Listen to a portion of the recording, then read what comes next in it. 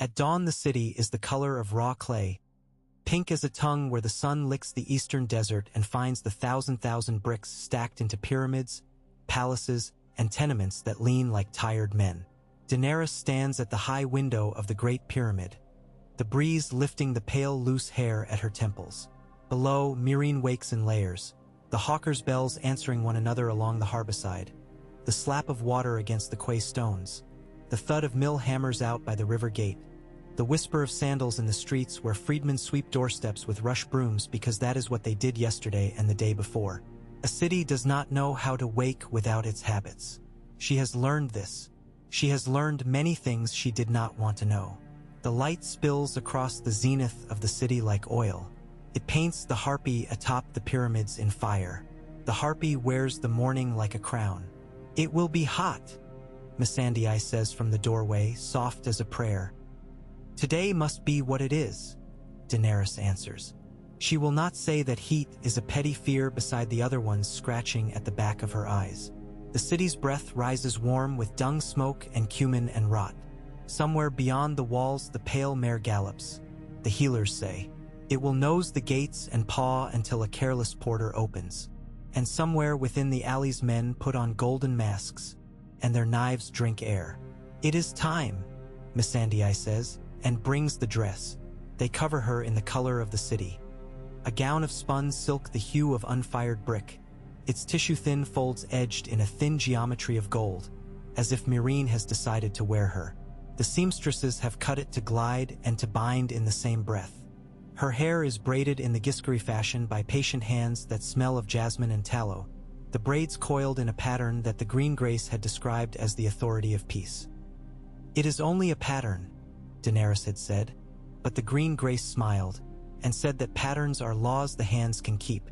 Barristan Selmy waits beyond the screen, all milk and snow in the white of his cloak, a pale vertical coolness in the warm day. The old knight does not lower his eyes, but she can see he would rather be before a gate or behind a shield than here. "Your Grace," he says, "if you have any last wish of me, I wish you to be at my side," she says, "and to forgive me for the crowns I do not wear." He bows. Around them the household rustles with the choreography of ceremonies. Eunuchs moving in time with one another as though one mind directs the whole body, lesser nobles of flowered Meereen waiting with their honey-sweet smiles, the braziers flaring resin that smells of old books and the oils of ancient wood. Hizdahr Loraq is already below, at the foot of the pyramid, where the people can see because this marriage is not meant for her only or even for him. It is meant for the bricks and for the knives and for the ships at anchor with their sails furled like folded wings. The marriage is a law the city might keep. She descends through the pyramid's heart, past enclaves carved with the old geometries. The walls still remember the harpy, and even where men have scraped away the sigils with iron chisels, the ghost of the bird waits in shadow. Grey Worm falls in beside her, shaven head bright as a polished pebble. He is the steadiness that her own heart sometimes lacks. His eyes take in corners and heights and doorways with a hunger she has come to depend on. "I would have burned the masks to ash," he has told her once, flat as a blade, and she believes him. But it is not ash she is making today. It is something softer and more treacherous than ash. It is peace. The morning shakes free like a banner as she steps into it. The pyramid breathes out its cool night horde. The square swells with sound, and the city comes together in 1,000 faces. They have brought their children, their house gods, their grievances. The bells sing. A little boy with a shaved crown and ragged toe of hair claps with his palms and looks up, his mouth open as if he hopes to swallow the sight and keep it. Hizdahr wears silk the color of fresh cream, embroidered with reefs of gold thread. The cut makes him narrow, graceful, a man created by tailors and tutors. His beard is shaped into an argument that pleases the eye. He inclines his head with a care as calibrated as any oath. Daenerys of House Targaryen, the blood of the dragon, mother of— "No," she says softly, "not today." She feels the dragon in her, the stubborn heat. Today she will be a coin the city can spend.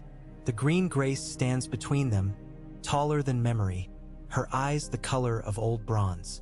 She intones words whose meanings have been worn smooth by usage. Within those syllables, Daenerys hears other sounds. The rasp of a harpy mask, the hiss of a poured cup, the scrape of a knife withdrawn from the sheath. She hears Jorah Mormont's voice in a place she does not look at. She hears Daario Naharis's laugh in the amber of last night. She hears the dragons below, far below, a grief of iron and chain, their voices like wind in caverns. She would speak to them later. She would speak to them and confess that she had put her name on the city's chain. She takes Hizdahr's hand. His palm is dry as parchment. When they turn together to show themselves to Meereen, the roar that rises is more relief than joy. She feels relief behave like joy inside her. It is easier to bear. There is a taste at the wine feast that evening like something dangerous.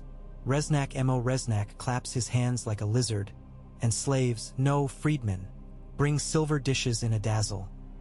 River fish larded with green herbs, clotted cream sweetened with dates, rolls brushed with egg so they shine like lacquered fruit. Someone places a platter before her heaped with spiced locusts, crisped and lacquered with honey until they look like fat little boats. Meereen's delight, Reznak simpers. A delicacy. Will the queen accept the sweetness of our custom? She smiles because custom must be eaten and worn and spoken, or it sits like a stranger in the room. But the shave pate is at her elbow, his face a brick wall scoured by sand. Skahaz Emo Kandak does not bow. His eyes are little black windows. Do not, he says beneath the hubbub, and she smells vinegar and the tight leather of the watch straps around his wrists. Earth has a tongue tonight. Earth does not speak, Hizdahr says, thicker in the face already with wine and victory. And if it does, Daenerys, it speaks blessings. Everything speaks, she says, and in her mouth the words taste like an old coin she has bitten to test. Big Belwas is there, his belly the map of his battles, his laugh the sound of water slapping stone. He scoops a handful of the locusts and devours them as though he would show the city his love with his stomach. Sweet, he says, and then again fainter. He wipes his mouth with the back of his hand. Later, in the dark hour that belongs to vomiting, he will bring up honey and bile and a little blood. He will live. The physicians will say it was the honey that was wrong, or the locusts, or the way the man chewed. No one will say poison in a voice you could hear from the street. Only Skahaz will look at Hizdahr as if looking through him. Daenerys does not eat a second bite. She watches the faces as one watches the sea. The sea will tell you what it intends if you have learned all its words. After the feast, the moon is a thin bone in the well of the sky. They take her to Hizdahr's chambers, as if the paths of her body needed to be mapped by other feet. The perfumed smoke hangs in drifts like river fog. Her husband is courteous, careful, almost shy with his hands, as if touching a dagger he admires. She allows herself to be the blade. She is not made for this softness, but she can learn any craft. A city makes you a craftsman, whether of steel or words or of yourself. In the morning, the city is itself again.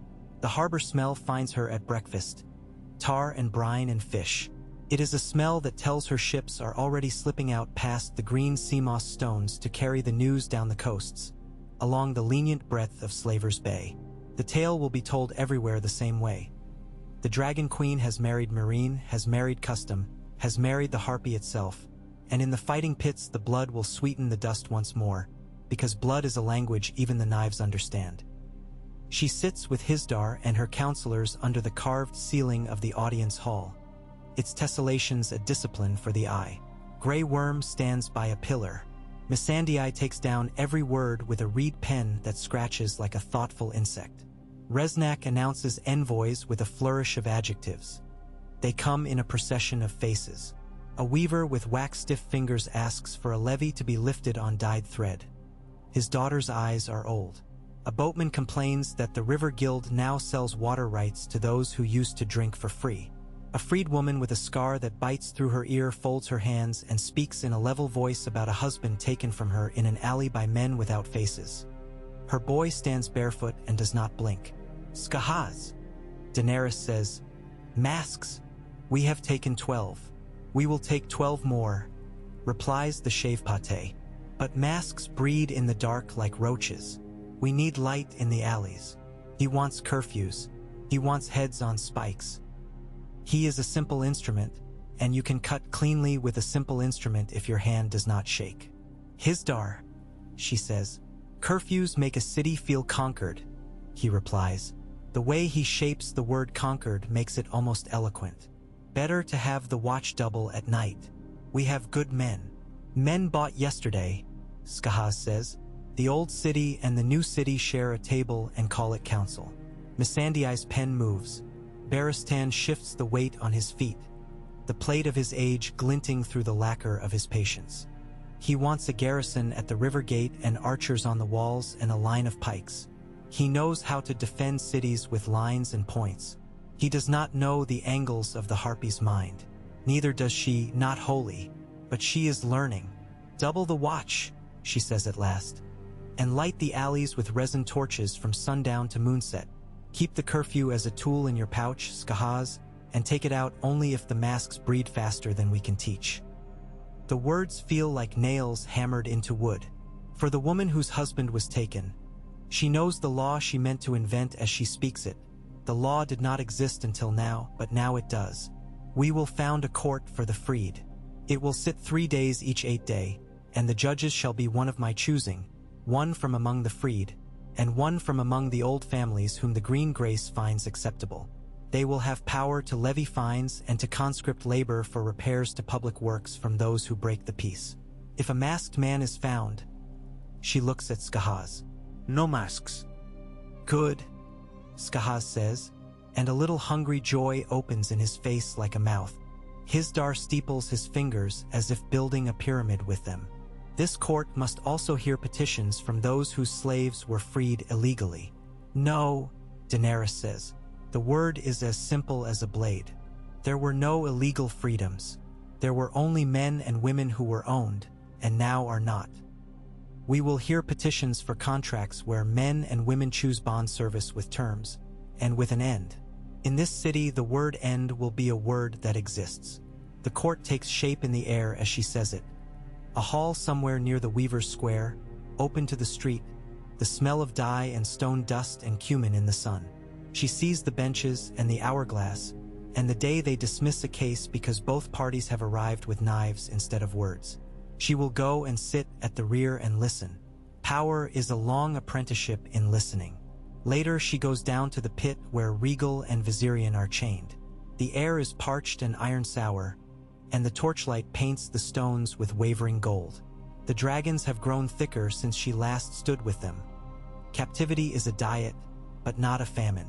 Regal's eyes are bronze coins rimmed with soot. Viserion tilts his pale, triangular head, the pearled horns delicate and cruel as a musician's hands. When she speaks, her voice takes on another timbre. It is the voice she used as a little girl to soothe herself in the rocking caravans of a life that had no place she could call ground. I have made a chain for myself, she tells them, because chains are like roads. They take you somewhere. The chain clinks as Regal breathes. He could snap it, she thinks, and the thought is not fear exactly. It is recognition. She remembers Drogon's hot, black breath at her back in the fighting pit, how the city was a mouth, how she leaped and he leaped and the sky swallowed them both. That is a path she did not take today. She chose another. You may be eaten by the earth or by the sky. You must choose the stomach that will know you. The days after that are not a string of victories, but a sequence of attempts. She meets the healers at the Elephant House and listens to their list of herbs and hopes and shortnesses. She orders a quarantine outside the walls for those with the spotted fever, the blood flux, and the dry cough that empties a man like a wineskin. The pale mare is not a horse you can bridle. It is wind and contagion and the story men tell when they have nothing else. Still, she puts rope fences in the sand and calls it a rule, and builds tents, and names trustworthy men to carry water in lidded jars and bread baked to twice its hardness to endure. She nicks a finger opening a crate of dried figs and laughs at her own surprise to bleed like anyone else. Sitting with Missandei in an alcove, she writes small laws in a hand that stubbornly refuses to be beautiful. the right of a laborer to the day's wage even if his master repents at sunset, the duty of a city to keep wells untainted and roads mended, the debt that a man who harms another must pay in hours of public work or coin or, if he has neither, in bread taken and given back with interest in flour. She writes a law that there shall be no debt sold with a child's body at its tail. She writes a law forbidding masks at night. She writes a law forbidding masks in the day and tears it up because she cannot enforce it. She learns what can be enforced and what must wait. Dario goes. She sends him in a ship as sleek and poisoned as his smile, as a hostage of peace to Yunkai with 2 of the lesser nobles, men Hizdahr calls cousins in the manner that cities use. Dario cups her face in his hands the last evening and says, "I will kill your husband and bring you his head in a sack and wear his beard to please you, if it pleases you." And she laughs because it is the only reply an impossible oath deserves. She watches the ship slide away in a trail of light. On the quay, Grey Worm does not move until the last scrap of sail has dipped out of sight behind the breakwater. He watches as men watch battle standards vanish into fog. When he turns to her at last, she sees a small unmooring in his face, quickly shored again. The envoys of Yunkai arrive under their yellow silk with a summer's gravity. They smell of adder and ambition. Their mouths say peace and their eyes say purchase. They wish to trade for grain, for water rights at the river mouth, for the return of 163 persons whose ancestors once belonged to some house whose name the paper remembers even if men do not. They wish for something she will not give. She offers what she can. The opening of the fighting pits under rules she writes with Missandei's help, and then rewrites with notaries, and then rewrites with Skahaz because he points out that rules mean nothing unless a man fears the penalty. She offers a right to hire laborers at wages overseen by the new court. She offers a harvest gleaned from the farms beyond the walls if men will bring their own carts. Resnak smiles. The green grace nods. Hizdahr says that in Meereen, compromise is a kind of victory. She thinks a victory that cannot be spoken aloud is only a secret with good posture. The fighting pits open like mouths in the earth. They have been hungry. The day of the first spectacle dawns with a pushing heat that drives dogs to the shade and slows water. The city surges toward the great oval, its bones hung with color. Her seat looks down upon a geometry of sand. She sees the faces turned up to her as if she were rain. She does not drink. Skahaz spreads his phalanx in the galleries. Barristan sits at her right. Hizdahr is a column of good breeding and calculation at her left. They have vetted the fighters themselves. Free men, she insisted, bound to no owner, sworn to their own choices in contracts with end dates and the right to hire their own chirurgeons. She insists on this like a talisman. A boy with a bronze collar carries a tray of fruits glazed with sugar. She does not take one. When the pit's gate yawns, what comes out is not a monster but 2 men with scars like failed maps. One laughs with his teeth. The other does not. They fight badly at first, each measuring the other's habit and fear. Then they fight better, and blood appears as if the sand is remembering a color it once wore. The city's voice thickens until it is a single throat. Daenerys watches with arms folded and a face that could be carved. She listens to the long argument inside herself, and thinks of laws and deserts and what men must do to feed their families within structures that do not yet exist. She thinks of thieves with no windows to look out. She thinks that to rule is to be a witness to hungers, and to choose which ones will be fed. The men fall and rise and fall. When one does not rise, she feels the weight settle. Hizdahr calls to the crowd, and his voice holds them gently as one takes a knife from a child. After, she rides back to the pyramid through streets that smell of heat, citron, aniseed, and something old as ships. He has a neat column reserved for the fighting pits, and it is larger than some others. This, he says, tapping the papyrus, will buy grain when the desert forgets to give us rain. This, she says, and lifts the sheet until the numbers slide and rearrange in the lamplight, will buy us knives. She sees him hesitate. The pause is almost nothing, a fly's pause. He had not needed to know that she knew how to read numbers until she read him. We will spend the pit coin on light, torches, oil, men to carry them, and boys to watch the carriers so the carriers do not sell their oil to the first thirsty mouth that opens. We will buy the city its own eyes. You cannot put eyes on accounts, he murmurs, amused. But he nods and writes, and when he has gone she stands a long time at the window where the Night is busy with its two trades, sleeping and crime. If a city is a body, she thinks it must be taught how to be whole again, and that is a long teaching. Men have habits like bones. In the quiet hours she dreams. She is in the warm dark, and the dragons fly overhead in a trio that braids the air. Their bodies make shadows like long knives on the sand. Drogon turns and looks at her with the red-black eye of a storm. He is not chained. Neither is she.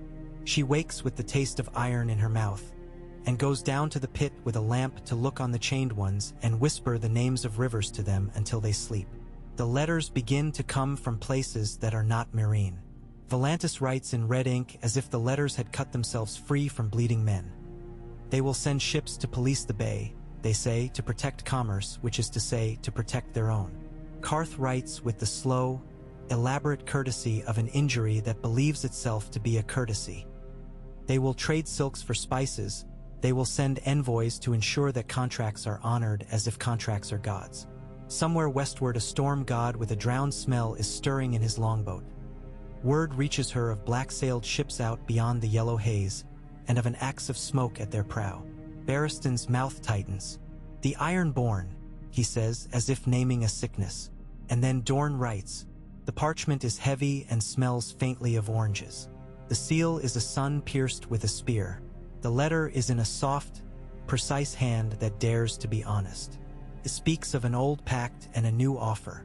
It speaks of Quentyn Martell, and of a road to Westeros that does not pass through the fights of the Free City's bankers or the Bay's appetites. Hizdahr reads it and folds it twice and looks at her as if the page has become a mirror in which he does not find himself. This is a matter for after, he says. There is no after, she says. Only the next meal in the city's mouth and the next. Quentyn arrives a week later with 2 companions and a dust so fine upon his clothes that it looks like a second garment no one could remove.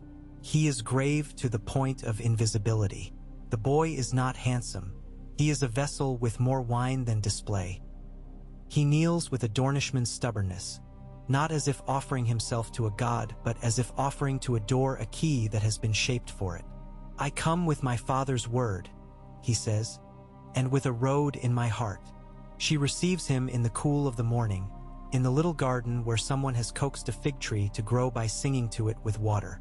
The sun lifts the purple from the figs and makes it green again. He speaks of ships that will shelter in the stepstones under Prince Oberyn's friends. She nearly smiles to hear that name and keep her face a flat coin, and of men in Sunspear who remember a girl born to a different mother with hair like sunrise. He speaks of marriage. He does not know he has walked into a house where that word becomes another word when it is said aloud. Hizdahr sits with polite inconsequence at the edge of the room as if the chair mislikes him.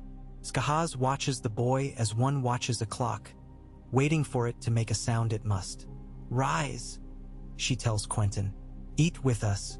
Tell me of the wind in the Boneway and the taste of the water at the wells of Norvos.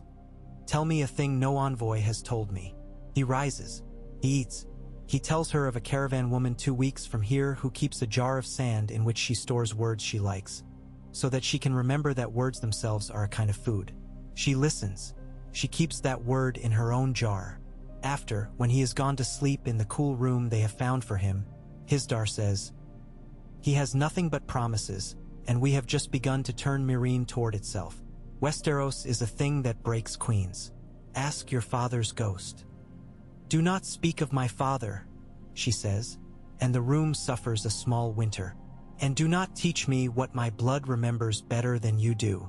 I will not abandon this city to knives because a boy has arrived with oranges on his letter.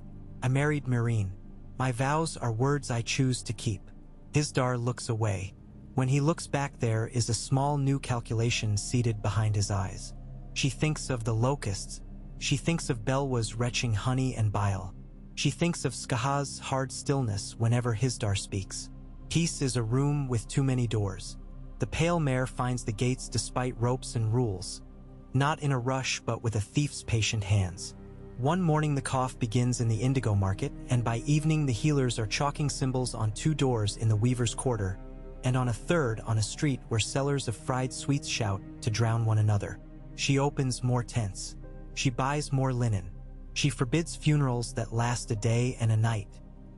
She lets the old women come and keening sing their tight, ripping songs outside the quarantine fences because even fear must be allowed to grief. The smell builds. Lye, vinegar, old blood, the sharp green of boiled mint. The unsullied hold the fences. Men do not like fences even when fences are their friends.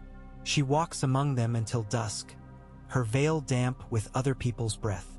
She tastes dust that has known too many feet. At the river gate she meets a boatman with arms like pistons carved from dark wood, who tells her that the Yunkish have built a boom across the mouth of the Skahazaden, so that their ships can sit like patient crocodiles and nurseries of disease ride the brown water back upon them. His teeth are very white in his beard. "You are the mother," he says. "A mother knows the tricks of a child. The river is the same everywhere. It loves only down." She looks at the brown curve of it and thinks of ropes and axes and men with lungs like bellows swimming at night with knives between their teeth. She calls Barristan and Skahaz and draws a map in the dust with a fig twig. They begin. In the evenings Hizdahr finds her in smaller rooms. He brings wine that tastes of cooled fruit. He brings accounts that taste of bone. He brings appeals from noble houses that taste like warmed vinegar. A cousin slighted at a wedding. A contract whispered in a courtyard that no one wrote down because in Meereen the word spoken among those who matter has always been more binding than any mark upon papyrus. They sit across a low table as if across a river, and she watches his careful hands arrange the bowls, straighten the scrolls. He would have made a fine steward, she thinks, if someone had cut out the part of him that believes the world is better when it sits properly at his table. Yet he listens. Sometimes he listens. And sometimes he looks at her as if she is a beast he would tame with sugar. On a night thick with heat like cloth, the shave pate comes to her unannounced, which is to say he is announced by the silence that falls around him when men see his face. "Your Grace," he says, and there is satisfaction in his mouth like salt. "We have found a nest." "Where?" she says. "In the street of scribes, behind a wall that is a wall only because it decided to be so. There are masks and a man we have looked for and a list. It is written on old leather with names carefully sewn. There are many names." She goes. Barristan argues and then does not. Grey Worm simply falls in. Missandei keeps pace like a shadow that knows how to write. Hizdahr demurs, polite as a man excusing himself from a vulgar joke. The walk to the street of scribes is the span of a breath held too long. The city at night is a chessboard where the pieces have learned to move without rules. At the place Skahaz shows, the wall is indeed a wall only in the way a veil is a wall. Behind it, a room breathes the smell of men who have sat too often too long with their knees close and their hearts closer. The masks hang like a clustered fruit. The list lies on the table. She reads names that are river smooth and names that have the old guy's bite. She reads names of men who bowed to her and called her Misa and names of men who did not bow to anyone. She reads and thinks not of vengeance but of the way a city's blood runs through 100 channels, and how to close some without starving the body. "Take them," she says, and Skahaz smiles as if something inside him has been given a meal. "Take them alive where you can. Take them and bring them to the court of the freed. I want their words to sit on benches and stink in the sun." "You make a show," Skahaz says, but his tone is almost respectful. "I make a law," she says. A day later, the Yunkish trebuchets begin to whisper. The stones come early and often, most filled with sand or filth or offal, and one with the shivering, ruined body of a man whose mask they have pressed onto his face until it's stuck with dried blood. The stone breaks with the impact, and the man spills as though the city has coughed. She does not look away. She orders the menders and the priests to their places. She orders torches and water. She orders her scribes to write the names of the dead in a neat hand and speak them aloud at dusk in the indigo market, where the words will go on living a little longer in air. Words are jars of sand. The wind remembers them. When Quentin asks to see the dragons, She looks at him for a long time. Behind his caution there is something flammable. She sees it in men who carry lamps too near oil. "Another day," she says, and puts him off with figs and questions. She is not blind to the road that runs from this garden to that pit, nor to the way roads invite feet. She leaves the boy standing under the carved stone vine that pretends to trail over the doorway, and the way he watches her is like a boy at sea watching a shoreline that may or may not be the one he must find. On the eve of the second opening of the pits, Hizdahr brings musicians to her private chamber. They play a mode whose notes are like steps in sandaled feet over glazed tiles. It is pleasant and it is empty. He pours her wine and says, "You have made the city learn new habits. It will thank you when it is old." "I do not want thanks," she says, and wonders if that is true. Perhaps what she wants is air that does not taste of fear, and mornings that begin in a key that does not make children cry. Perhaps what she wants is to forget that she is the daughter of a man men call mad, and the sister of a boy who would have sold the world for a crown so thin it could be bent by 2 fingers. "I want this city to be something it has never been." And what is that? Alive. They sit with the music like a polite third guest. When he has gone, she walks the corridor alone and puts her hand on the cool stone as if on a creature's flank. Meereen hums under her hand. It has eaten things.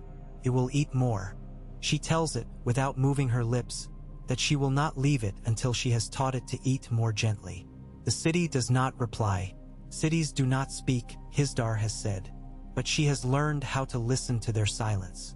At dawn, the day of the pits, the sky is the clear, pitiless blue of polished steel. The crowds throng earlier, the calls rise higher. In the harbor, beyond the boom, the black-sailed ships stand. In the west, a smudge like a thumb on glass promises dust and men and something iron. Barristan is restless as a tethered horse. Skahaz wears his satisfaction like a uniform. Quentin watches from a place slightly back, where men who carry their father's hopes stand. Hizdahr smiles with too many teeth. Missandei's reed pen is new and its point is perfect. Daenerys sits and does not move. The sand waits. The gates are mouths, and behind their teeth the day draws breath. They open. They open. The noise that comes up is not a shout so much as the city's lungs exhaling at last after a long breath held in hunger. It rolls around the tiers and up into the hot blue like a skein of sound thrown and gathered again. Sand pours from the portcullis teeth. 2 men step into sun that makes coins of their sweat, and the tiniest wind moves across the oval like a thought the day tried to keep to itself. They circle, as if memory can keep a man alive. The first is wiry, a scrawl of scars making a geography of his arms. The other is broad where bread has been scarce, a belly walled hard with poverty. Their blades are not the bright, brittle ones made for nobles to admire, but honest steel, nicked and cared for. She has read their names on contracts the court of the freed signed and sealed. Their terms, their chirurgeons, the coin to be paid even if they fall, the end of the obligation if they live to that end. End is a word the city must learn to say.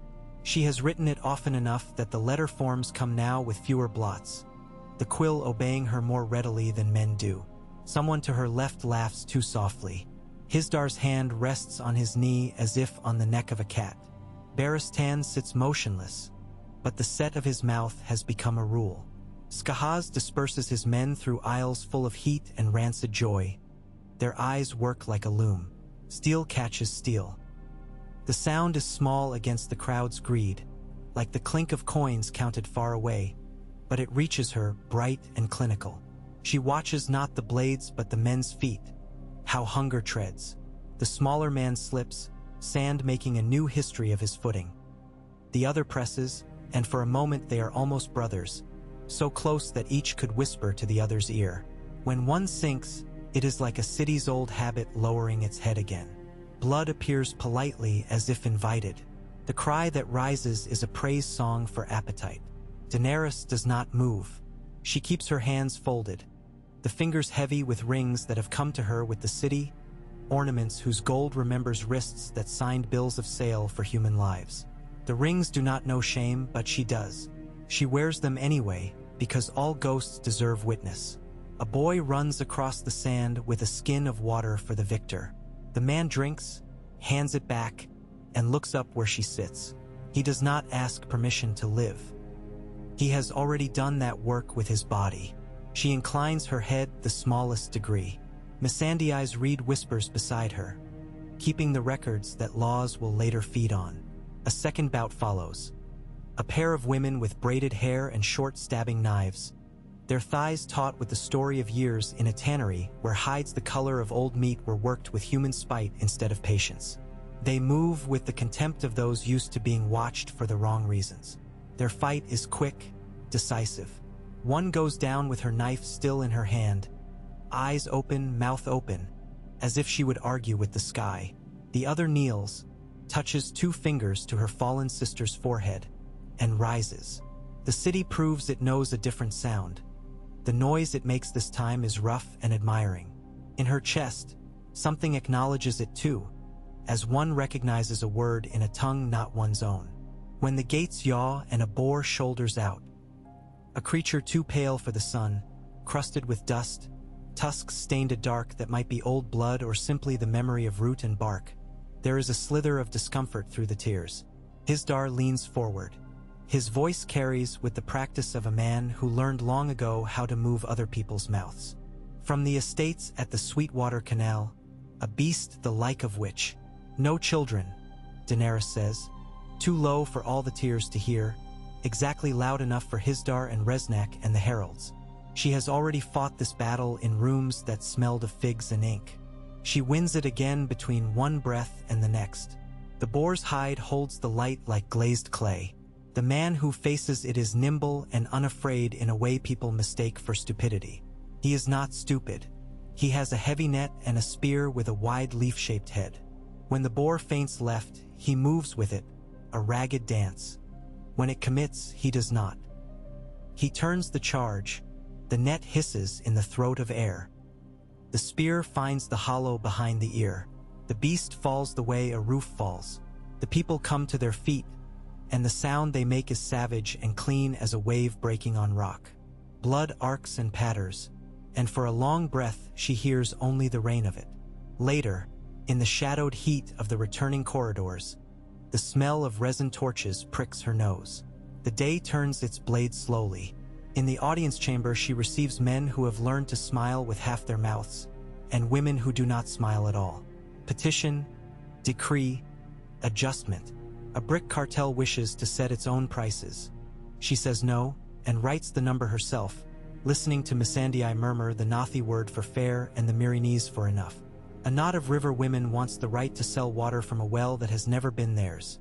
She writes a license that binds them to hours and jars and the keeping of the wellhead clean of offal and grease. A smith brings her a knife found in an alley with half a mask nailed beneath it. The mask is not the face.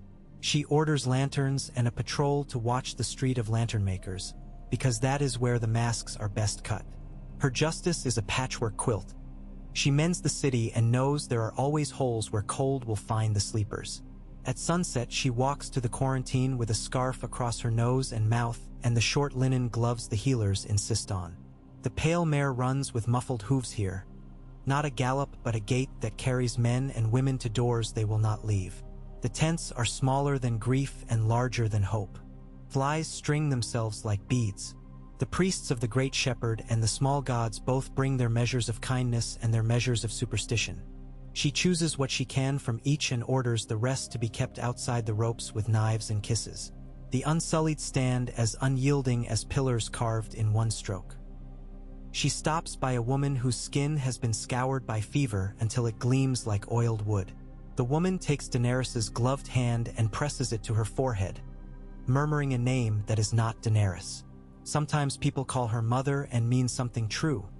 Sometimes they call her mother and mean something else. She does not pull her hand away until the woman releases it. When she leaves, she doesn't look back, because if she learns to look back at every tent, she will unlearn how to walk. That night, she finds the dragons dreaming. Even chained, their sleep knows the sky.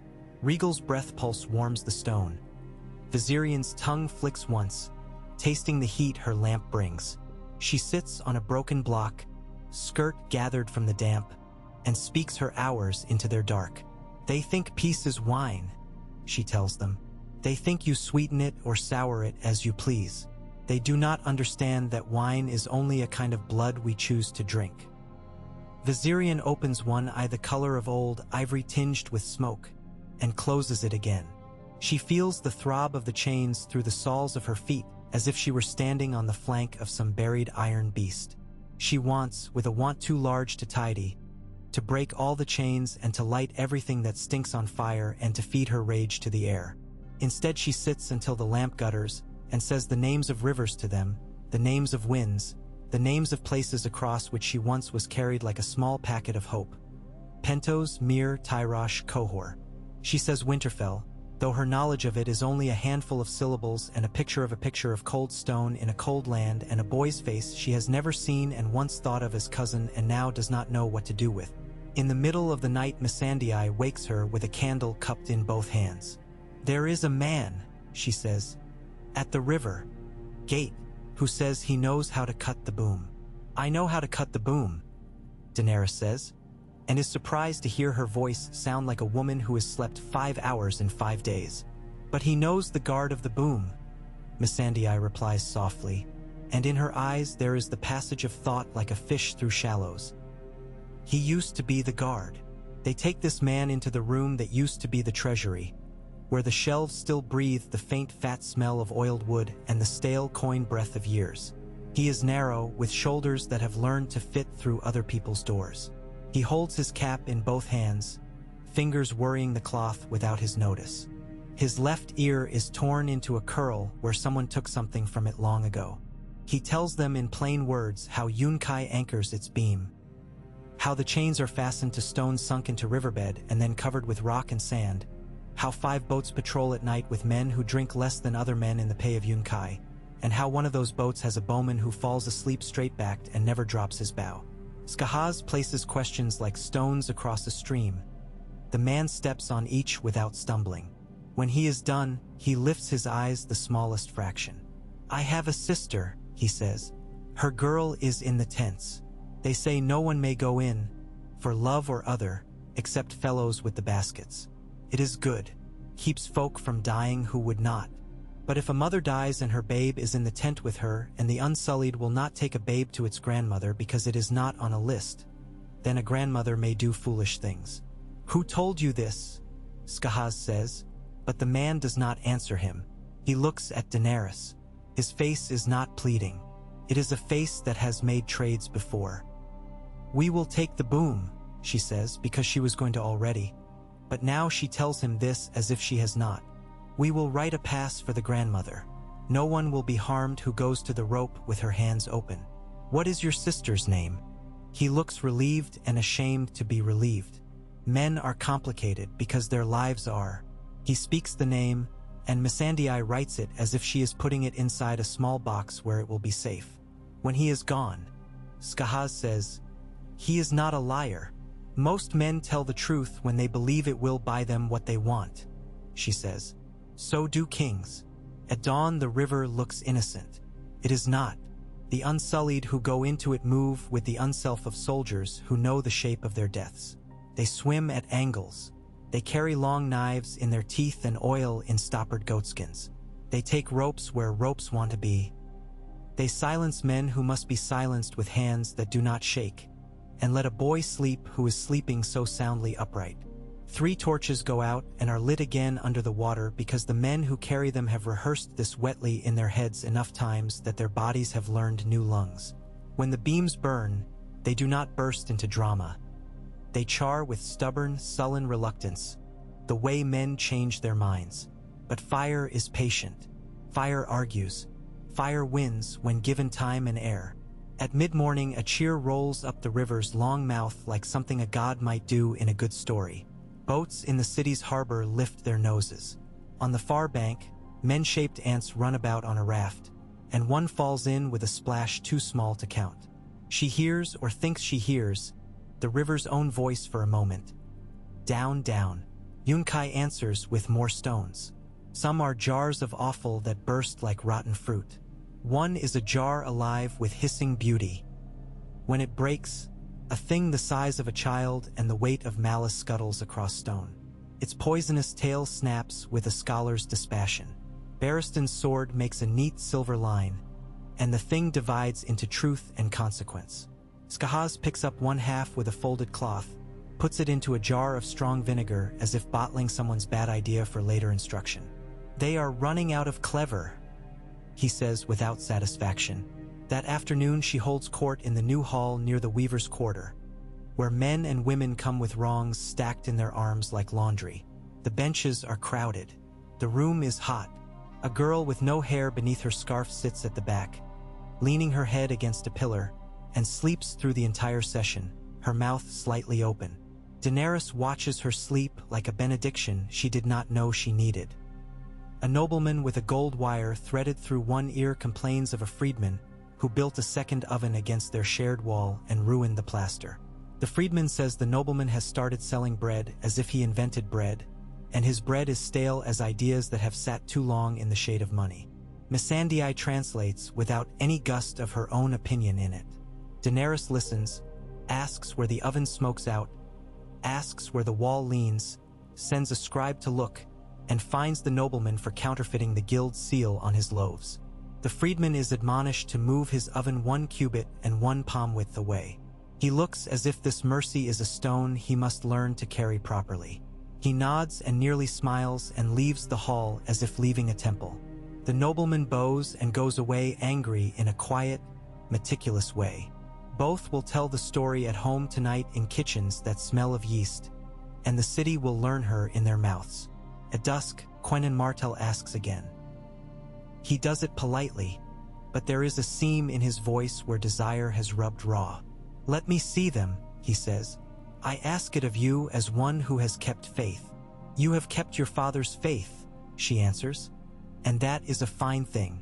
But faith does not open every door. There are rooms it would set on fire if it could." He bows. He is clumsy at hiding the way that burns him. When he straightens, she feels a weight in the air that was not there yesterday. She dismisses it as the air's way of telling her it will be an oven tonight, but she knows better. She sits late with Hizdahr, eating cool slices of melon in attentive increments while they discuss grain and licenses and which guilds may lease a warehouse close enough to the river to save labor but far enough from the quarantine that bread will not taste of fear. When she goes to bed, she sleeps at once and deeply, and wakes to the smell of scorched hair. Missandei's hands are on her shoulders before the first thought becomes a decision. "A fire below," she says, voice hushed not to wake what she is waking to. "Where the chains are." Daenerys is on her feet with her veil in her hand, and then she is moving with Grey Worm ahead and Barristan beside and Skahaz somewhere like a shadow. The corridors repeat themselves. She knows their turns the way a hand knows its own lines. Heat breathes at them as they descend. A slow, animal breath. The first guard they pass has singed eyebrows and eyes like a man who has seen his childhood house burn down. The second has a burn across his palm as neat as wax. When they reach the last turning, the air has a taste she has learned to hate. The taste of a fire that has found something it loves. The pit is a kiln. The light is not the light of torches. It is the light of breath. Men run like thoughts in bad dreams. Grey Worm barks orders in syllables that cut. The chains are singing. Not the tidy clink of iron behaving itself, but a high, keening music of metal learning its own limits. Someone lies on the stones, crumpled and wrong, with a smell of sweet, terrible meat rising from him as if a feast were trying to happen. Another stumbles blind, hair gone in a shiny pelt, hands outstretched in a pleading that has nothing to do with mercy. Regal strikes at the air without moving more than a foot, a plant with rage for sap. Viserion coughs fire in a burst that peels paint from stone. Missandei is praying without sound. Daenerys hears the words only because she has lain awake at night learning their shapes to have something gentle to put in the dark. She sees it all and does not see him until Barristan says, very softly, "Oh, the boy is blackened where skin has become something else." The rings on his hands have fused into his fingers. The little sun around one ring is now a starburst of metal and flesh. His hair is off him, his eyebrows are off him. What remains of his face is a lesson about the limits of courage. His chest moves and then moves again and then does not. One of his companions. She recognizes him dimly, a man with freckles like rust across his nose. Sits beside the ruin and rocks with that small animal jerk of men whose grief is a defect of machinery. Too small to move the world and too big not to try. Quentyn, Barristan says. He kneels with a slowness that is not merely age. Fool boy, Daenerys stands. She does not know how long. When she speaks, she hears another woman speaking. A woman who woke married to a city and is surprised to find herself still someone with a mouth. Cover him, she says. Carry him to a cool room. Send for chirurgeons to tend to the living. I want all fire put out but the dragons. And I want men with water on the stone at all hours until the stone has forgotten the heat. Missandei, fetch me parchment. They carry the boy she could have married if she had been another queen. It is obscene and somehow also beautiful, the way men who will die later carry their prince, their arms gentled by simple instructions one body gives another. Jairus, Archibald.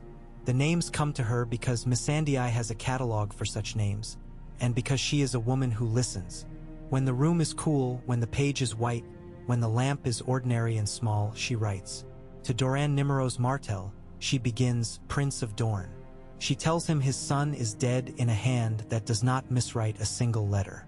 She tells him this happened trying to ride a fire that does not carry men the way stories say it does. She tells him the boy died brave and foolish and honorable and wrong. She tells him she will send his bones washed and wrapped and named. She tells him that she regrets, not as a queen gives to another prince to quiet him, but as a woman gives to a father, because she will never be able to say such a thing to her own father, and he will never hear it even if she whispers it into a world full of ash. She signs without ornament. She seals with wax. She folds the page and holds it for a breath longer than she must, as if heat still lingers in it, as if words can warm your hands. Quentyn's death moves through the city like a smell. It has many meanings depending on whose nose receives it. Hizdahr is grave in a way too quickly achieved, the gravity of a man who has chosen the pose carefully and wears it like a new robe. Skahaz is a knife laid flat on a table, patient and without apology. Barristan is an old standard in a high room where no wind blows, steady because there is nothing else to be. Missandei is a question she will not ask aloud. Grey Worm assigns more men where the corridors pinch. The Green Grace attends with a face that has seen many funerals and says the appropriate things with the skill of a woman who knows that appropriate things grow men and women through thickets other words would leave them tangled in forever. And outside the walls, the ships shift. The black sails have come in closer. A ship with a prow ornament carved like a mouth made to bite tacks in the light wind and settles again. The Yunkish float their flags and their debts and their impatience. The trebuchets speak at intervals so regular you could tell the hour by them if you put your ear to the city and taught it to be a clock. The first Ironborn envoy comes with 3 men who look like brothers to knives. He carries his cloak like something he took from a dead friend because it was warm. He is sunburnt and salt-scalded and has a complicated scar where his ear used to listen. He smells like a storm. He bows in the way of men who have bowed to few. My lord commands me to say. He begins, and Missandei sets the words into her sweet accent so they can be heard without insult. That the sea is open to those who know its name. He has ships. He will carry you to the land your letters walk toward in your sleep. He asks only. Hizdahr says gently and folds his hands. The sea always asks only. Then it takes children. The sea takes the weak first. The Ironborn replies and grins without apology. I have seen your chains, he adds, looking sideways and down as if stone can be bait. I have seen your fires. The sea enjoys both when it has the leisure to watch. My lord's name is Victarion Greyjoy. He is a war. He pauses as if listening to a voice only he hears. And he is impatient. Impatience is a poor sailor, Barristan murmurs. The envoy laughs as if given a piece of sugar. Daenerys listens to them lay their nets of courtesy. She untangles them as they speak. She sees, behind the envoy's eyes, a taller shadow, a man who thinks of women as prizes and ships as the only legitimate kind of house. She has learned to know his kind in many cities. "Tell your lord," she says at last, "that I will meet him aboard his ship when my city is not being fed stones. Tell him I am not a prize and not a passenger. Tell him I am a wind." When he is gone, the Green Grace says, "You cannot step aboard a ship like his. It is an insult to the harpy to be seen under a kraken." "I am often an insult," Daenerys says, tired and short as a widow's veil. "And the harpy has survived worse." Hizdahr smiles the way a man does when he hears a woman he's married say something he intends to be amused by later. That night he comes to her with wine and with a list of names. "The court of the freed cannot sit in peace if a dozen of our foremost houses are dragged through dust and rumor," he says, "when rumor is nothing but men with nothing to do teaching each other evil as if it were a trade. See." He shows the list, and it is a careful piece of work. Men whose families build gates and sew fine seams into silk. Men with little cousins in the watch. Men whose wives kiss the Green Grace's cheek at the right festivals. Release these to house arrest. Let them keep their dignity in rooms that smell like their grandmother's kitchens. It will break the back of this ugliness without breaking Meereen itself. Skahaz watches the paper from where he leans, the way a man watches a snake to see which way it will go when it starts to move. "These are the hands that hold the masks," he says. "They wish to hold them still, while the men you leave in cells will confess to crimes they were not given time to commit." Daenerys reads the names one by one as if learning a charm that can be miscast. She thinks of the list they took from the room behind the wall, of the way ink commits a man to the shape another man's hand made, of the boy burned and the city watching itself burn at the end of a chain someone else keeps the key to. She thinks of a mother who could not get a babe out of a rope unless she allowed the city to break a rule. She thinks of rules like spines. "No," she says, "not yet." Hizdahr's mouth makes a small O. It is not surprise. It is a complaint he has decided not to voice tonight. "The pits," he says instead, "must close until this ugliness has passed, or open all the way and satisfy everybody, which is what open mouths want. Half open has made enemies who are not sure they are full. We close them for 7 days, she says, and we open the kitchens instead. Every pit licensed to serve meat must serve meat to those who cannot pay, out of the coin you love to count." She does not say the coin from death, but she lets his face say it to himself. "You make bread from blood," he says lightly. "It is a miracle." "No," she says, "it is a city. The days arrange themselves like tiles." She moves across them without slipping often. The pale mare shies and bucks at ropes and hands. Men die more quietly now because there are men to write their names and speak them, and even death is tamer when named. The unsullied keep order. Men start to nod to them in streets they once avoided. The Weaver's Hall becomes a place people imagine when they say justice. It is not a temple, it has no god, but Daenerys has given it a door that opens and closes at the same hours every day, and this is a kind of holiness. And then a morning comes smelling of iron and pitch and salt, and a wind from the east that makes the flags pop sharply and the hair on her arms rise. From the roof of the Great Pyramid, the harbor is a painting that someone has begun to correct. New ships. Too many to count at once. Brown and red sails like spices spilled. Black sails like bad omens. A line of tall ships with crocodile prows. The boom they burned is a memory. The water is busy with intentions. The Yunkish have been waiting for this chorus. Barristan comes up with breath that does not betray his age. He does not point like a boy. He looks as a man who has written down many battles in his bones. "Volantis," he says, "and more sell sails than fleas on a dog with rich blood. And the iron-born," Skahaz says, behind him, with relish like vinegar. "The Krakens have decided to come to a feast that has no host.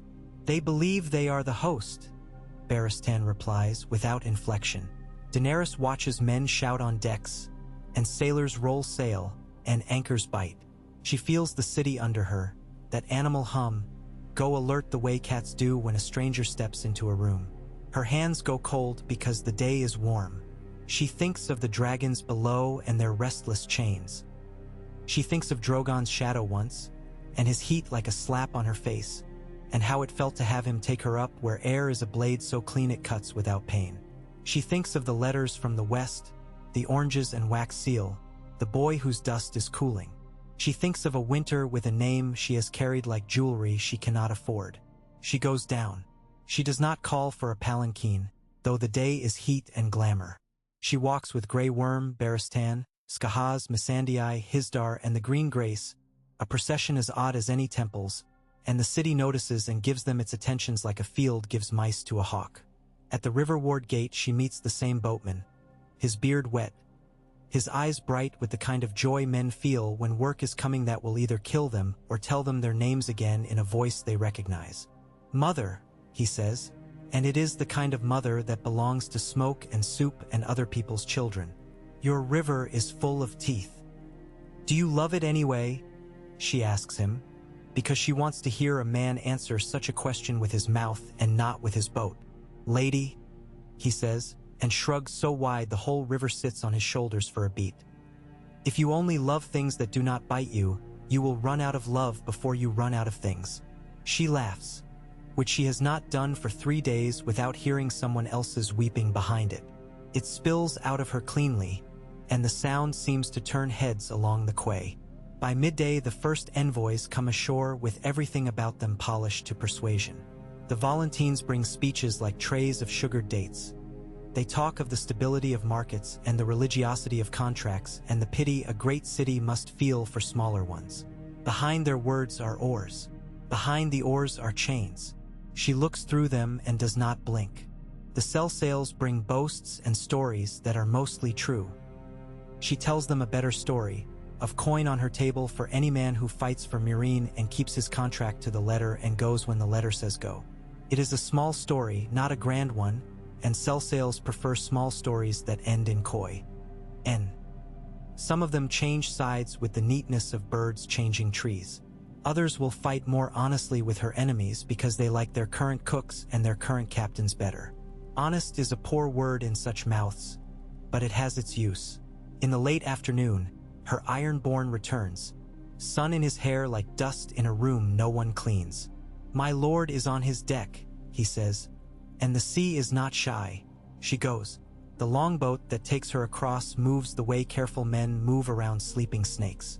The water slaps quietly, as if it too is trying to listen. Victarion Greyjoy's ship is a blunt assertion. It has no patience with ornament beyond what ornament can do to keep a man thinking of killing or of not being killed. Ropes, pulleys, the neatness of equipment ready for use. A figurehead that would dream of biting if would dreamed at all. On the quarterdeck waits a man broad as threat, with a beard like a harbor's winter. His eyes are flat in a way that has nothing to do with stupidity. A priest stands near him, a large man burned by the sun into a testament of glossy black, his gaze like a knife found in a desert, gleaming and too hot to touch. The priest's rings are little suns, red in the light. Smoke clings to him as if he had been standing too near a god for too long and some of it has rubbed off. She looks at him and smells for a moment her brother's hair when it was clean, and then the smell is only resin and old salt. The priest bows as if bowing to a wheel of fire no one else can see. "Woman," Victarion says, not loudly. His voice is an anchor being lifted. "You are smaller than your letters, and your letters are shorter than your ships," she says, and feels the deck take her weight the way a beast evaluates a rider. He grins. The priest's mouth ticks in what might be approval. They trade their offers like men trade knives to admire them. Victarion will fight anyone if it pleases him. Pleases him today.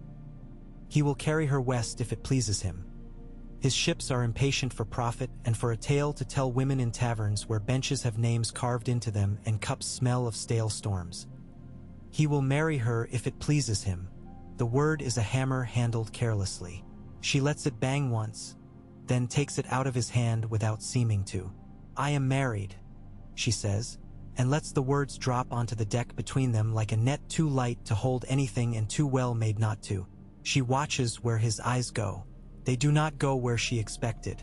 For one small breath, she thinks she sees pity for any man who would claim her and then stand in front of her. Then it is gone. The priest speaks in a voice like an altar. The night is dark and full of knives, he says. But I have seen a light travel over a sea as if the sea had become a mirror for a sky with no stars. I have seen 3 shadows fly above a city of brick and the brick not crumble. I have seen a woman with a good name stand between a river and a fire, and the river swell, and the fire become obedient. The great one whose name is a prayer wants you to go west. But the small God I carry in my mouth says, not yet. Your God and mine can argue in a courtyard later, she says, because she has learned to be cordial with prophecies the way one is cordial with lions that are not hungry at the moment. She returns to shore with the knowledge of a fleet ready to call itself hers if the day ever lets her leave. She does not know if that knowledge gives her breath or steals it. The city receives her and continues with its own heartbeats. Vendors arguing with their own fingers, children climbing anything with a shade, lovers trying to find rooms no one has found before. Barristan makes a map with wine-stained cups and bread crusts and the knife his father gave him and shows her where the Volantines will likely anchor and what wind would be needed to bring fire where fire must go. Skahaz draws a far uglier map with a piece of charcoal on the floor and shows her a street she thinks she knows and then shows her how it can swallow 100 men. Missandei writes lists of oil, of rope, of men who can be trusted to carry both without selling them to the first mouth that promises to call them cousin. Grey Worm sets his phalanxes at doors where men with knives prefer to pass and discovers that knives prefer other doors when men with spears stand before them without blinking. Night rolls itself out. She tries to sleep and cannot. She tries to pray and cannot. She tries to think of Westeros and cannot. She thinks instead of the Weaver's Hall and the girl sleeping with her mouth open and the Riverman's shrug and the court where a loaf is only ever a loaf until it becomes a weapon. She thinks of Quentin's rings fused into his hand. She thinks of Dorne's oranges in winter. She thinks of her dragon's black wind. She gets up and puts on a robe like water and goes to the window. Below, the city is a slow choreography. Men who cannot sleep either, women putting out last lamps, a cat walking along a wall like a thought that knows where it is going. Out beyond, the harbor breathes. The ships are dark teeth in a dark mouth. She says to the night, not yet, and feels the night cock its head, as if the night has been waiting to be told that by anyone who knew the words. The dawn that comes is not the kind that lets men wash their faces and say, today we will do ordinary things. It is a dawn that comes hard and bright as a trumpet. The Yunkish engines begin their work before breakfast. The Volantine crews make their noise that is not singing and not shouting but has some cousinship with both. A sail boat with a purple ribbon tied to its prow changes sides twice before the sun is higher than the harpy's knee. Men laugh. Then they start to die. The first firepots miss their marks. The second do not. Oil spreads and makes a new grammar on water. Wood speaks the language it always speaks, even here, in a city made of brick. It groans when burned. It sighs when it gives up. It laughs and cracks when a beam fails. Daenerys sets her men where men should be, and sends runners where runners should go, and for a long hour does nothing heroic or queenly except be where orders need to be born. It is a good work, and it occupies everything in her so completely that there is no room left for fear. Only the small things. A man who refuses to come down off a warehouse roof until she turns her face upward and tells him to. A child who cannot find a door because smoke has invented a new street and moved old doors. A woman who will not leave her loom because she wove it with her mother and both their sweat is in it and she will not let the sea have it as if the sea is any mother. She takes the loom and the woman both, with Grey Worm lifting one and Skahaz swearing the other into obedience without using a hand. On the third hour, a sound like the world asking a question comes from below the pyramid. She knows it before the men do, because the question has been living in her lungs since she learned to say her own name properly. The dragons pull at their chains. It is not animal noise now. It is argument. It is memory. It is prophecy if you need a bigger word. She goes. If she were any other woman, Barristan would take her elbow and turn her towards some safer counsel.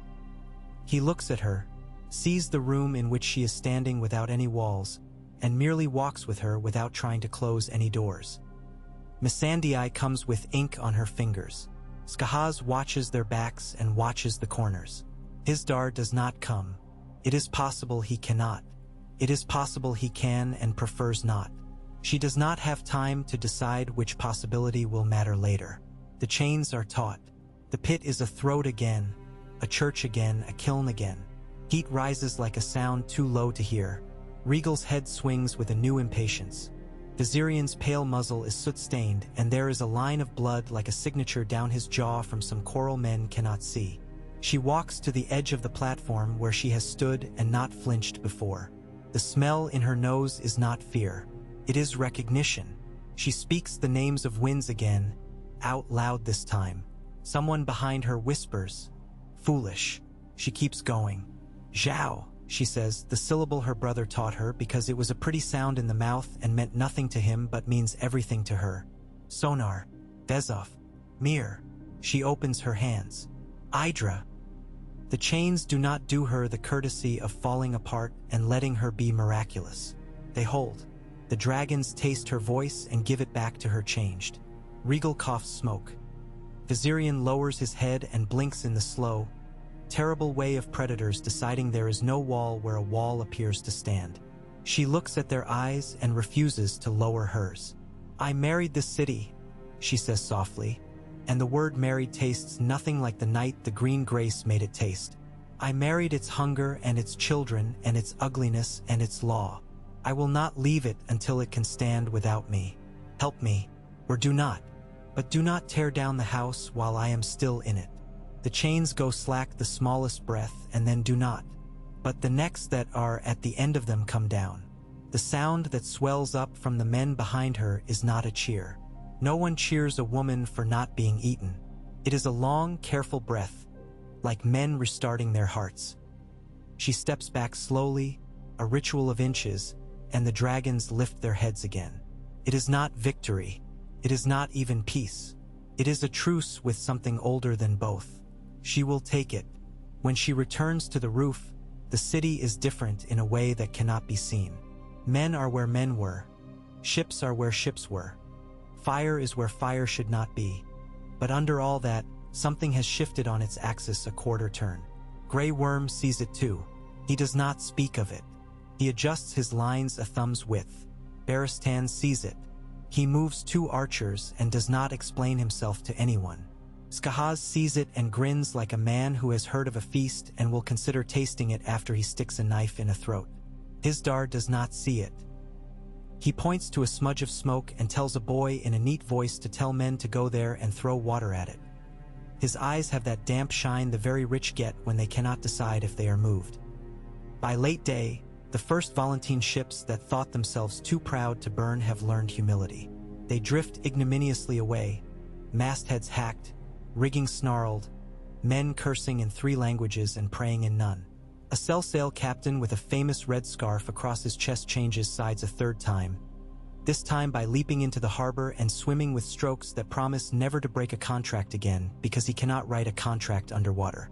Ironborn longships slide in where they choose because the sea still owes them favors no man can count. Yunkai stones keep coming, but the faces at the engines are thinner now. The men they're tired of their own muscles and the doing of this labor for other men's coin. At dusk she has the names read again in the indigo market. The list is longer. Missandei's voice does not break. Men stop and take their caps off. A boy tries to cry and manages only a squeak.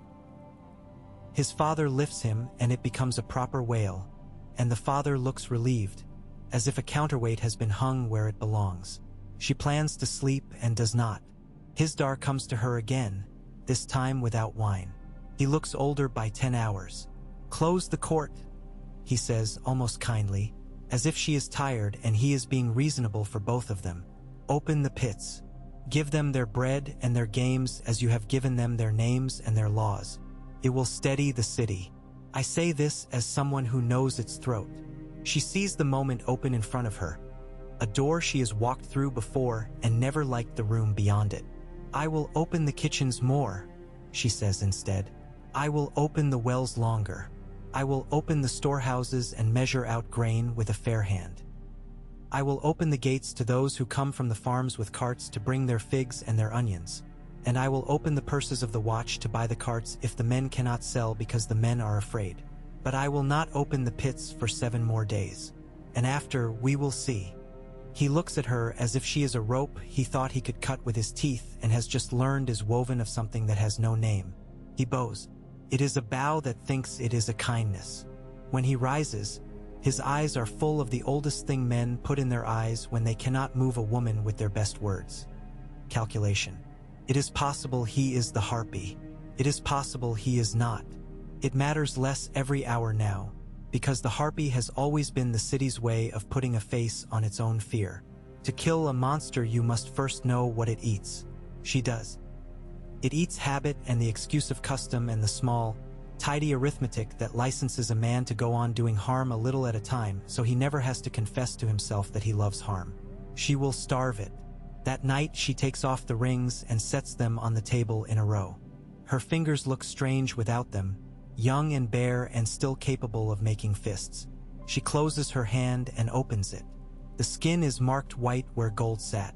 She does not put the rings back on. She leaves them there like little, well-behaved betrayals. In the hour before dawn, she is woken by the sound of rain.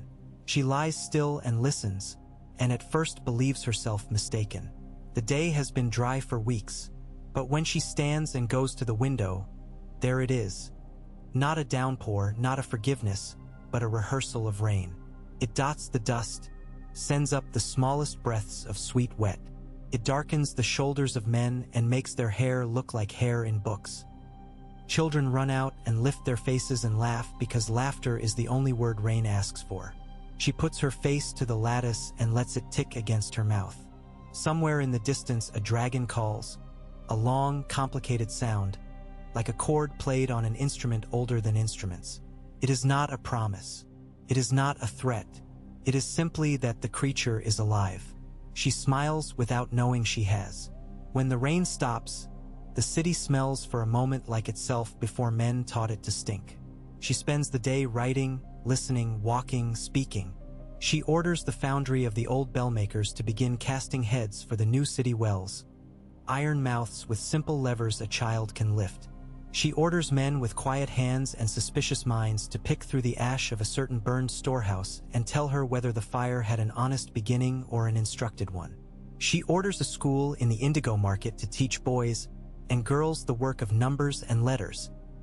Not the numbers that tell a man how much another man is worth, but the numbers that tell a woman how to price her dye so she can keep her loom. She writes it all down in a hand that by now any clerk in Meereen would recognize if found in a gutter. That afternoon, a messenger comes running harder than a messenger should, barefoot and bleeding a little where a stone took its payment. "The cell sails with the blue feathers," he gasps. "They are fighting the ones with the silver. Let them," Skahaz says, delighted in the way of men who have spent years trying to keep streets from doing what streets prefer.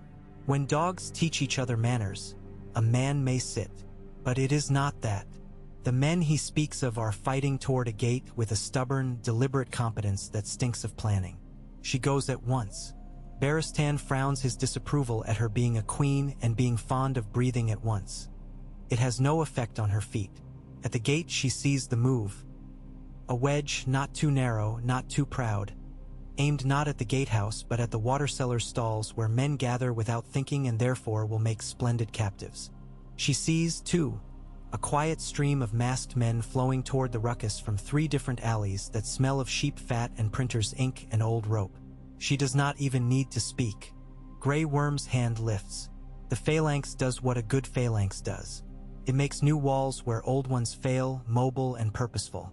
Skahaz's men do what Skahaz's men do. They unmask what needs unmasking and they mask their blows in the noise. Barristan takes a place like a hinge and holds. She stands where a woman can be seen and not hit by a thrown stone. And she finds a boy who is crying without making any sound and picks him up and holds him until he remembers the sound that goes with tears. She speaks to men who look like they would like to leave and tells them in the Giscari made simple by Missandei that anyone who puts down his blade and touches the gate with his open hand may go. Anyone who keeps a blade past the moment she has counted out loud will be put beneath the gate and everyone will learn the width of fear there. She counts. Men are not stupid when a woman counts exactly and a spearhead touches their shirt at the same time. Enough put down their blades to change the shape of the quarrel. The rest are absorbed the way a sponge takes up mess. Afterwards, Skahaz opens his hands to show 6 masks of gold so thin a man could fold them with 3 fingers. There were more, he says, unhappy to have lost any. There will always be more, she says, and makes herself wear the truth like armor. If you want them to stop, find the men who make them desire the mask more than a meal. Find the man who pays for the gold in this thinness. She takes one and bends it very slowly until it makes a little sound like a whimper. And stop him breathing. Skahaz laughs from his belly. That is a law I can keep, he says. Toward evening, a courier from the Iron Fleet brings a message written in a hand that thinks too much of itself. Victarion is impatient. The sea is impatient. The priest has had another vision and is impatient on behalf of a god who cannot speak without a mouth made of a man. The Volantene captains are impatient to be paid. The Cell-Sails are impatient to feast on the city or on the men outside it. They have not decided. The envoy smells of pitch. Men like him are loyal to nothing, but they are faithful to pitch. She gives him a coin more than is seemly and tells him to buy himself a better knife. He looks surprised. Men who live on decks do not expect kindness from girls. Sometimes it is useful to be the surprise in a man's day. Night wraps the city and does not feel entirely hostile for the length of 1 candle. She eats bread dipped in oil and a handful of olives and half a figure. Hizdahr does not come. Barristan stands at her door and pretends not to listen to the women counting coins in the room next to hers and the men drinking without laughter in the room above, and the city beyond that will not learn to sleep without guards for another year if she is very good at this work, and another lifetime if she is not. She goes to the window and leans her head against the stone until it cools her mind. She thinks of winter as a story, the way a desert people thinks of cold, the way a fisherman thinks of an inland farm. She thinks of a boy with a wolf whose name she knows and does not know, and of a red priest who thinks all light belongs to his god, and of a castle in the west where a sister sits with a cup in her hand and thirst in her bones and thinks her thirst is a crown. She thinks of Drogon and the way the world looks from above. She thinks of the ground and the way the world looks from where a woman writes a law. Before dawn, she goes down one last time to the dragons. The guards part as if something larger than her walks with her. It does. The pit smells of burned coral and iron patience. Oh yes, not take a lamp. It is not needed. The light they make is enough for anyone to see by. She stands with her palms outward. A woman come to a fire with nothing in her hands because everything in her hands is already burning. Not yet, she says again, because it has become a prayer that holds the whole city inside it. Not yet, but soon. The chains do not move. The breath moves. Outside, the sea turns over and shows its back to the morning. The harbor waits like a mouth. The city waits like a heart that has learned, at last, to beat on its own without a hand on it. Even if that hand still hovers, ready, stubborn, tender as a woman who refuses to let herself be anyone else's daughter again. The day lifts its light and lays it on the bricks. Somewhere a child laughs and then cries and then laughs again, the way the world does when it is being made. She goes up to meet whatever the day has put in her chair and takes her place and keeps it and keeps it and keeps it.